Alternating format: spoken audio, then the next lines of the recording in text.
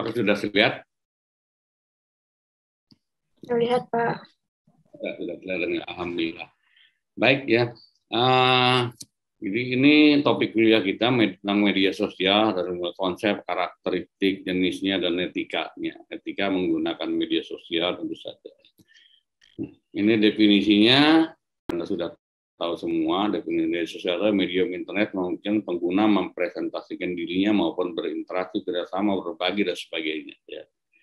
Itu media sosial. Jadi media internet, tapi yang memungkinkan hubungan antar sesama sehingga disebut sosial masyarakat, ya. Medsos. Jadi media sosial ini tidak hanya sebenarnya kalau pengertian media sosial tidak hanya di internet, ya.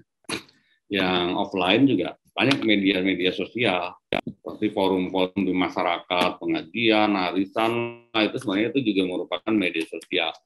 Media langsung ya, forum-forum sosial gitu. Tapi karena ini ada kata medianya sehingga yang disebut media sosial adalah yang melalui internet, yang online. Nah, karakteristiknya ini yang utama ada 6 ya: jaringan, informasi, arsip, interaksi, simulasi, dan UGC ini ya, konten oleh pengguna. Jadi kebebasan penggunaan. Jaringan, jelas media sosial membentuk jaringan. Jaringan itu adalah jaringan imajiner. Tidak harus orang per orangnya saling mengenal secara pribadi, tetapi di sini bisa, walaupun tidak saling mengenal, tidak bisa tersambung dalam jaringan ini. Ya. Akun Facebook saya sekarang jumlah temannya di situ lebih dari 4.500 ya, sudah hampir maksimal. Karena maksimal kan berapa Facebook 5.000 kan. Sudah hampir 4.950 kalau salah berat. Tapi dari sekian banyak itu sebagian besar ya tidak saya kenal secara pribadi, itu hanya tersambung dalam Facebook saja. Itu karakter yang pertama, bentuk jaringan ya. Kemudian yang kedua, informasi. Melalui media sosial kita bisa mengekspresikan ya. Mengekspresikan ya, tentang pemikiran kita, perasaan kita ya, gagasan-gagasan kita dan sebagainya, itu yang merupakan representasi dari identitas kita sebagai pribadi. Sehingga kita memproduksi konten, ya, kemudian melakukan interaksi berdasarkan informasi ini. Jadi interaksi yang terjadi adalah berdasarkan informasi. Ada orang yang mengirim informasi itu akan menghasilkan, membuat interaksi, terjadinya interaksi. Oke. Kemudian yang sifat yang ketiga adalah arsip. Media sosialnya sekarang sudah katakanlah bisa menjadi ruang perpustakaan virtual. Kita bisa melakukan tag ya, kita bisa menyimpan, banyak kan dia mengupload foto-foto. Di situ captionnya yang dia tulis cuma nitip nyimpan foto gitu. Itu seolah-olah ini sengaja untuk menyimpan ini di media sosial ya, seperti di Facebook atau di Instagram, supaya memudahkan kita kalau kita perlu melihat lagi.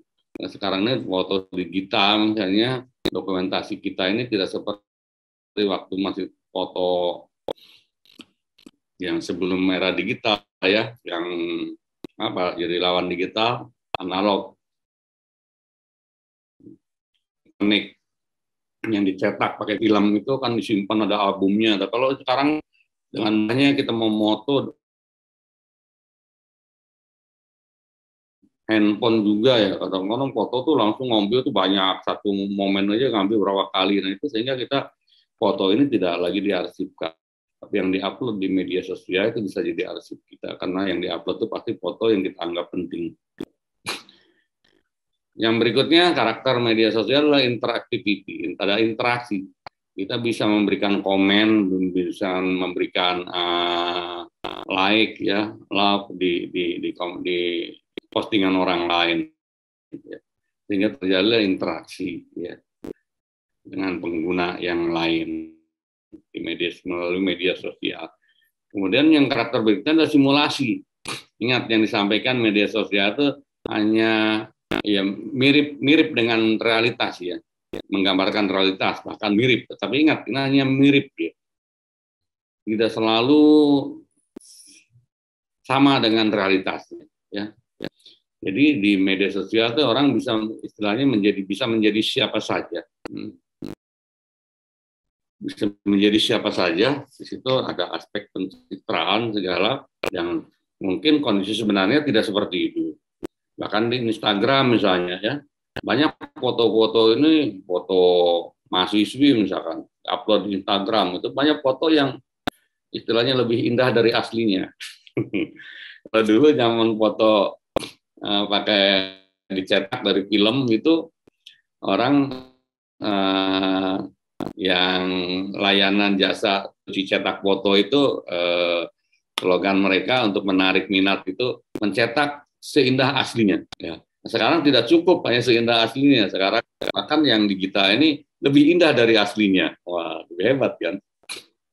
Bisa lebih tercantik, apalagi diedit dan sebagainya itu foto. Ya.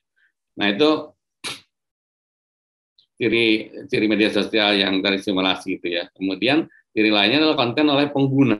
Nah, UGC ini merupakan relasi simbiosis, artinya tuh media ini memberi kesempatan dan keleluasan kepada kita untuk berpartisipasi. Partisipasinya apa? Kita bisa memproduksi sendiri konten, ya.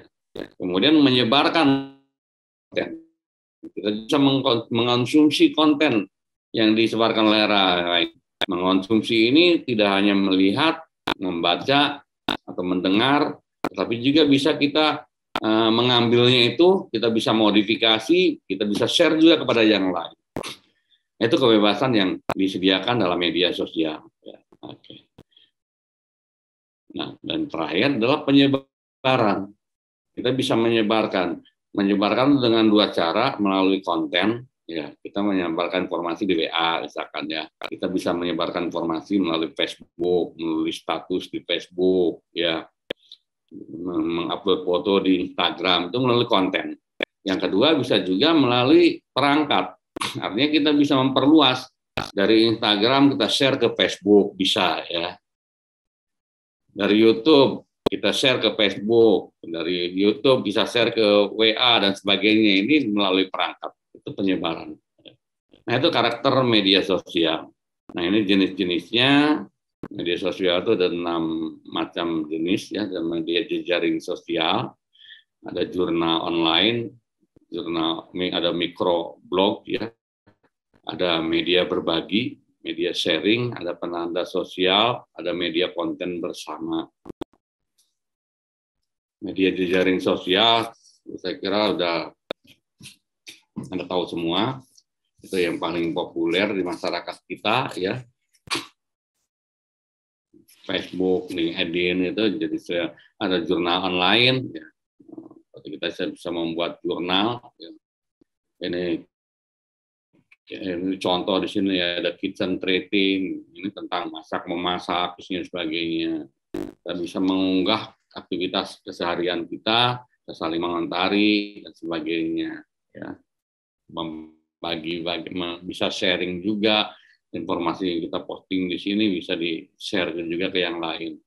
Mikroblog ini seperti Twitter, ya, itu termasuk dalam mikroblog.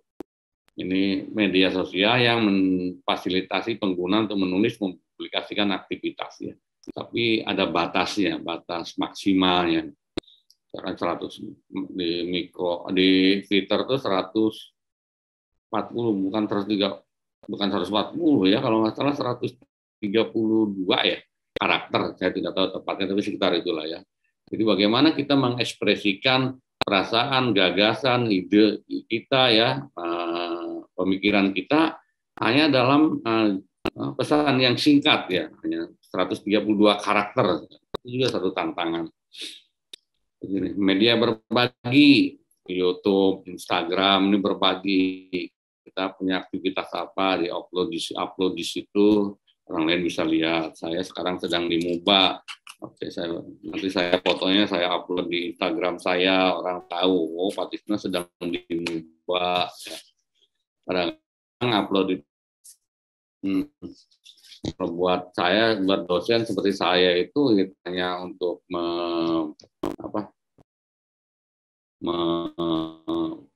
katakanlah dalam tanda petik memamerkan atau apa ya, menunjukkan aktivitas saya, tetapi juga untuk memberitahu yang lain. Dari kemarin masih ada mahasiswa yang nanti kalau saya setelah upload di Instagram, dia lihat IG saya langsung, oh iya Pak Tisna sedang sibuk di luar kota, tahu dia kan. Tapi berhenti, nggak WA terus lagi dia. Nggak nanya-nanya macam-macam. Penanda sosial ya, sosial bookmarking ini apa ya contohnya? Ya banyak ya. Jadi kita memungkinkan menandai ya. Jadi ini sebenarnya bukan media sosial sebenarnya, tapi penanda sosial ini hanya mengorganisasi saja ya, mengorganisasi. Ya. Jadi menyimpan, mengelola, mencari informasi berita dari secara online ya. Jadi dari mana kita mau bisa memperoleh ini? Ya cari dari situ ya. Kemudian media konten bersama ya. Seperti Wikipedia itu konten bersama, sini ada pengertian ya, bagaimana dan setiap orang bisa mengedit itu. Ada yang akhirnya diperoleh satu konsep, satu tulisan yang merupakan produk bersama. Nah itu tentang jenis-jenis media sosial. Yang berikutnya adalah tentang etika. Nah etika ini penting ya, etika media sosial ini penting. Etika di internet ini sering, maaf ini beda, yang di media sosial ini sering disebut etika internet ini ya, netiquette ya.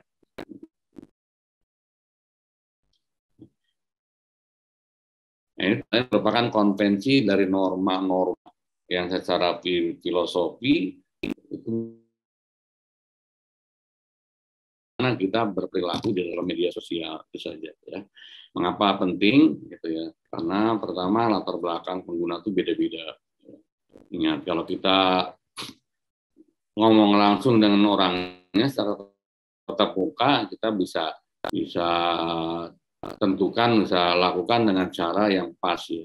Teman kita orangnya begini lemah lembut, kita juga ngomongnya salah lembut. Tapi kalau dalam media sosial kita tidak tahu siapa aja, orang macam apa aja yang menangkap pesan kita kan. Nah karena keberagaman seperti ini sehingga perlu etika ya. Hal yang bagi kita biasa saja mungkin bagi orang-orang tertentu itu akan menjunjung perasaan. Hal yang bagi kita biasa saja mungkin bagi orang-orang tertentu itu terlalu vulgar dan sebagainya. Sehingga perlu batasan-batasan yang bisa berlaku untuk umum. Ya. Nah sekarang ini batasan-batasan itu tidak lagi etika dalam konsesi norma dalam kesepakatan dalam filosofi saja, tetapi juga sudah masuk ke ranah hukum dengan adanya undang-undang informasi ya dan teknologi komunikasi. Nah itu. Ya. Kemudian komunikasi di media sosial ini cenderung didominasi oleh teks ya. Media sosial itu dominannya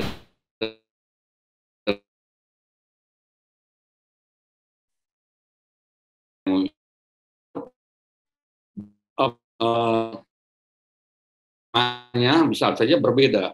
Saya dulu sempat bingung itu kalau orang memunculkan gambar terus di atasnya ada bulatan gitu tuh apa nih orangnya lagi bingung atau lagi puyeng atau gimana. Saya nggak ngerti itu emosi macam apa. Nah saya aja sering tidak mengena emosi, bahkan saya kalau ngasih sama emoji di media sosial suka dikomentari kadang-kadang sama teman sama siapa kok emojinya begitu, emang maknanya apa itu baru kasih tahu itu kan artinya gini. Nah ini kan karena itu simbol-simbol saja bisa berbeda ya. Kemudian media sosial ini seringkali ya kita selalu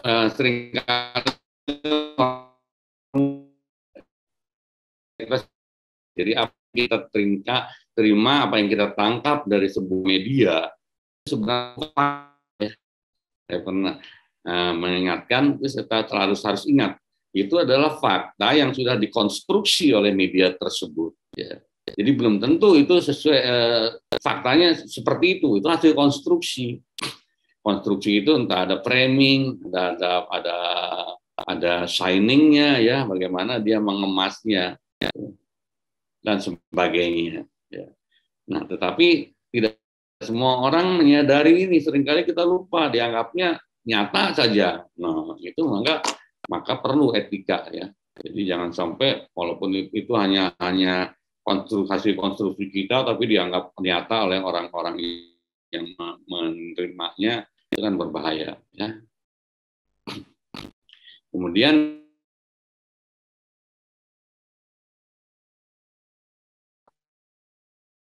dia merupakan institusi bisnis, ya bisnis.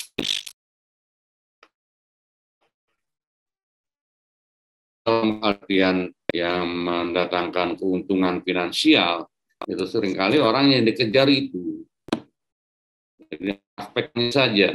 Yang non material pun aspek popularitas dia, misalkan ya, citra dia supaya bagus. Nah, jangan sampai dalam membentuk citra yang baik, dalam membentuk upaya mencari keuntungan itu melanggar norma-norma. Ya.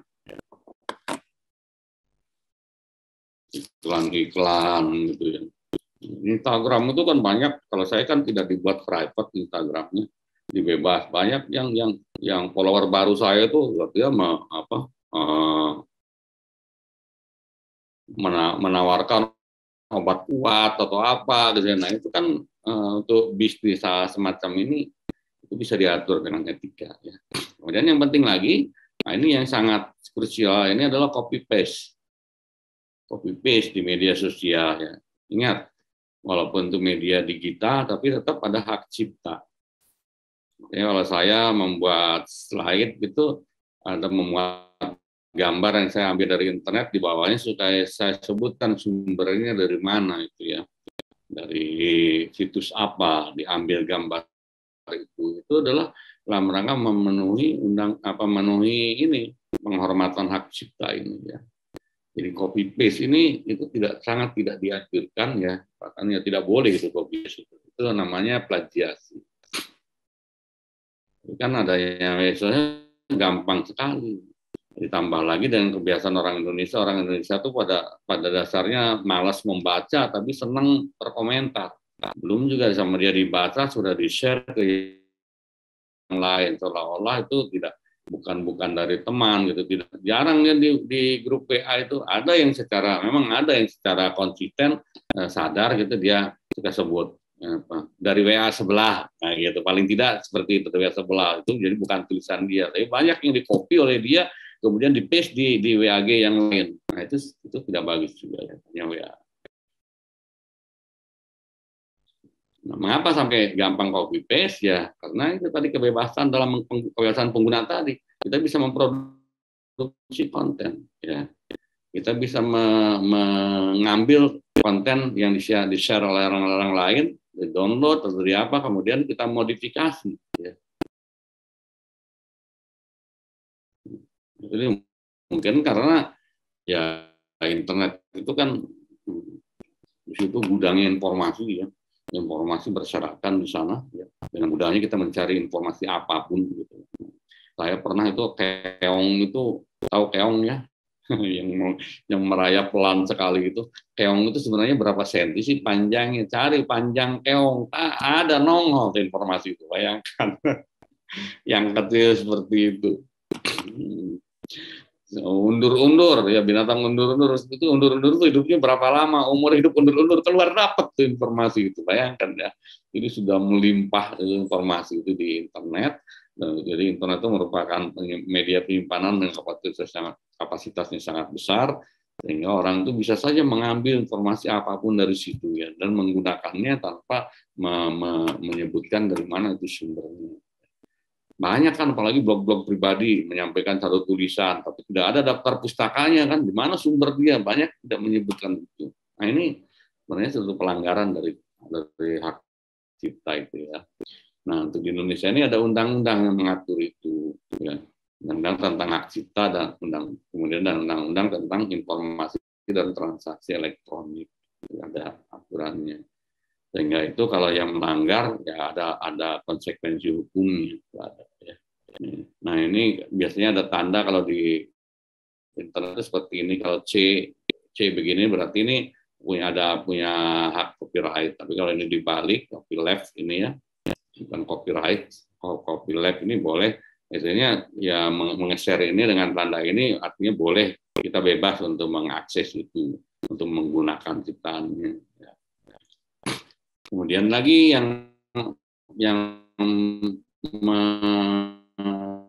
ini perundungan cyber ini ya.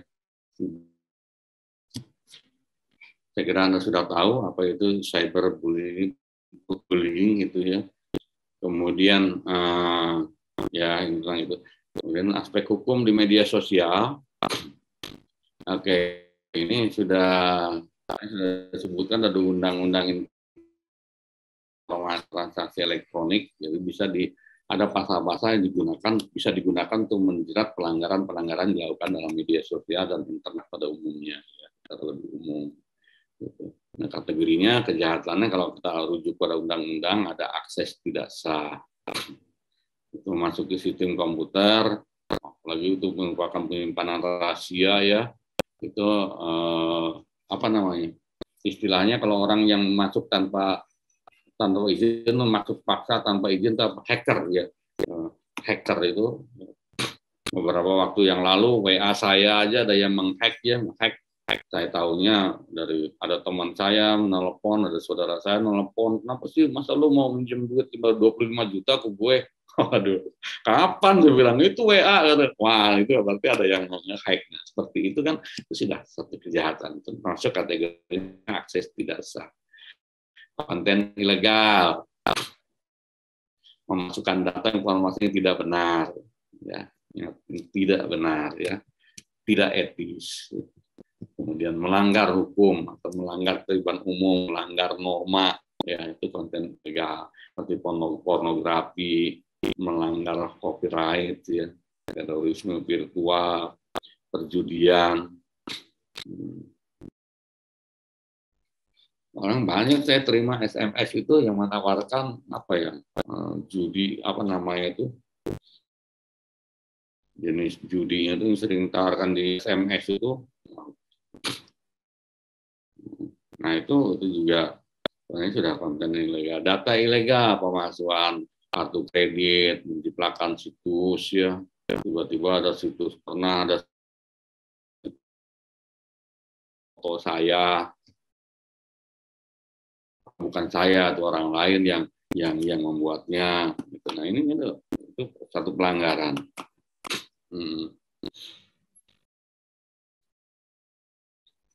Sabotase cyber ya, sabotase menyebabkan kerusakan atau penghancuran sebuah data yang menyebabkan virus dengan meng-crack data itu, seperti pernah waktu kapan ya heboh, saya dengar heboh di Gunadarma lagi yang mengedepankan aspek internet digital gitu ya. Ada mahasiswa, tiba-tiba mahasiswanya bodoh gitu, katakanlah bodoh lah kasarnya, tiba-tiba nilainya A semua, kan heboh. Pokoknya dia itu mengubah datanya, cuman dia dasar bodoh ya, dibikinnya A semua ya, ketahuan orang curiga ya. Ada aja kan. Oke. Nah, ini sabotase cyber ya. Oke, itulah yang hal yang media sosial ini ya. Apa itu media sosial, karakteristiknya seperti apa, dan jenis-jenisnya seperti apa gitu. Baik.